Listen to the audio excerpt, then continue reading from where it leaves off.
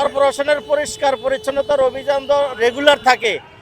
এর মধ্যে কাজ প্রোগ্রাম হিসেবে গ্রিন সিটি উপলক্ষে আমাদের মাননীয় প্রশাসক মহোদয় স্যার বলছে যে এখন থেকে প্রতিটা ওয়ার্ডে একদিন করে এইভাবে অভিযান চলবে, যাতে সকল রাস্তাঘাট পরিষ্কার থাকে। এখানে আপনার ফুটপাতের যদি কোনো মালামাল থাকে এগুলা অভিযান চলবে, এগুলা সরানো ফেলানো হবে।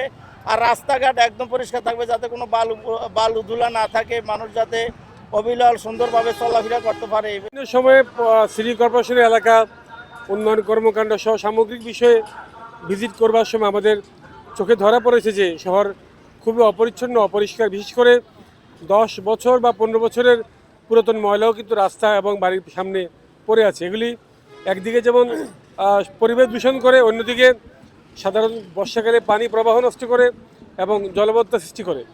আমরা সে কারণেই এই শহরকে একটা নির্বিচ্ছিন্ন পরিচ্ছন্ন শহর করবার জন্যে আমরা একটা পরিকল্পনা হাতে নিয়েছি এবং এটি 27টা ওয়ার্ড পরিপূর্ণভাবে পরিচ্ছন্ন না হওয়া পর্যন্ত এই কার্যক্রম অব্যাহত থাকবে।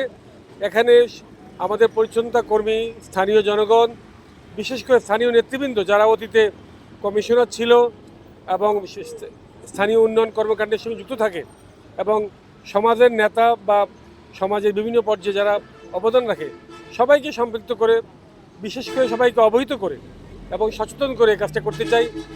আমরা মনে করি যে সবাই যদি সচেতন হই আর যদি আমাদের এই উদ্যোগ অব্যাহত থাকে, এটা একটা পরিচ্ছন্ন নগরে আমরা গড়ে তুলতে পারবো। এটা অসহযোগিতা যেমন আছে, অসচেতনতাও রয়েছে, আমাদেরও গাফিলতি আছে। আমরা মনে করছি যে আমাদের লোকবল এবং আমাদের সামর্থ্যের ঘাটতি আছে।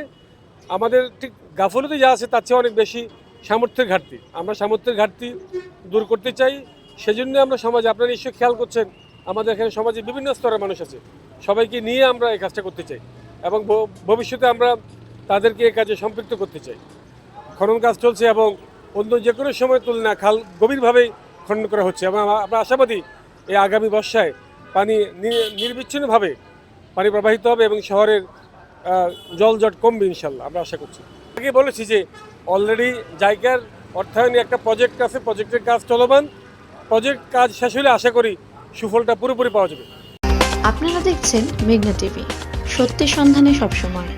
এছাড়া দেশ বিদেশের নিত্য নতুন খবর জানতে মেঘনা টিভির ফেসবুক পেজ facebook+meghna tv.bd তে লাইক দিয়ে আমাদের সাথেই থাকুন।